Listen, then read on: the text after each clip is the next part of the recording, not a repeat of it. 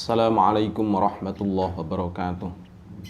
Para pemirsa di mana saja Anda berada, kembali kita bertemu lagi di sesi kajian Islami hari ini, yang mana untuk pada kesempatan hari ini saya akan membawakan sebuah tema tentang masalah urudut tijarah. Orang itu kadang bingung apa yang dimaksud dengan urudut tijarah. Urudut tijarah ini adanya adalah pada salah satu objek zakat, yaitu zakat dagang atau zakat tijarah.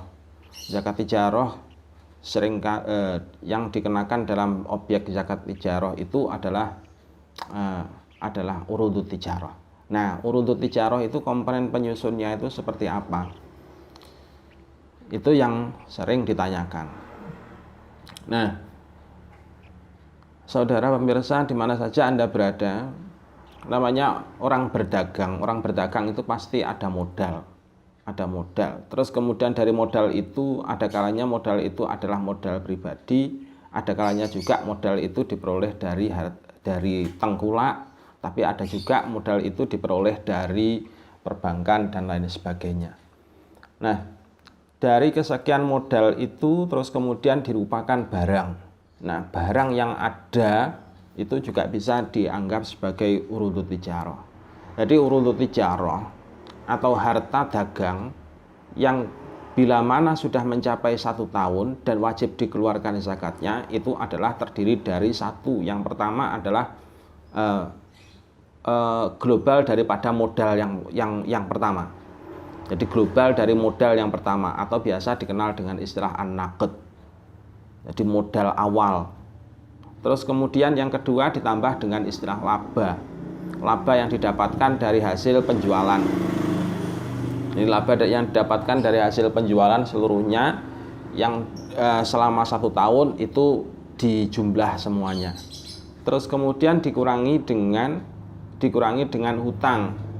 Hutang ini adalah utang yang berkaitan dengan niaga tersebut.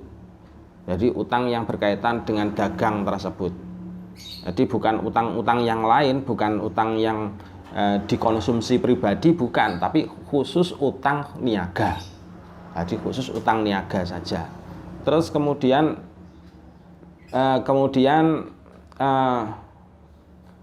gaji karyawan bagaimana? Gaji karyawan itu termasuk bagian dari harta yang mengurangi hasil dari modal ditambah dengan laba usaha selama 1 tahun.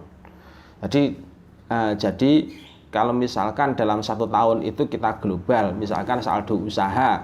Jadi saldo usaha, saldo dari hasil modal, pengelolaan modal sehingga kemudian muncul barang sampai kemudian lahirnya laba.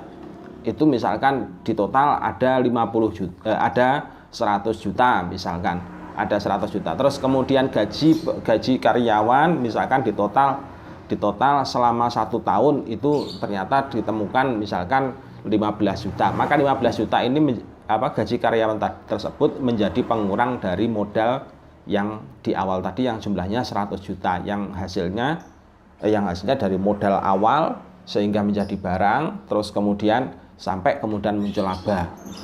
Terus kemudian utang usaha itu contohnya misalkan utang mengambil di toko. Utang mengambil di toko lain atau di toko tempat tengkulak. Maka utang ini bisa termasuk bagian dari urudut tijarah, tapi juga bisa lepas dari urudut tijarah.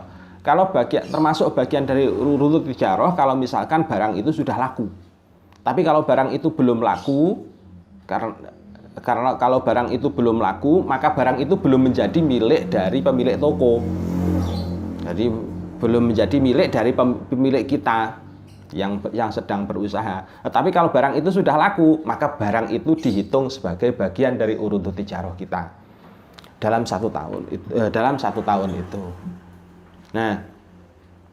Nah, demikianlah untuk komponen-komponen dari urudut tijarah. Jadi urudut tijarah itu istilahnya bukan hanya sekedar modal, kumpulan modal di awal, bukan, tetapi adalah termasuk kumpulan modal awal ditambah dengan laba, ditambah dengan utang-utang dikurangi dengan utang-utang usaha, termasuk gaji karyawan dan lain sebagainya, sehingga kemudian muncul angka akhir, dan itulah yang wajib dizakati.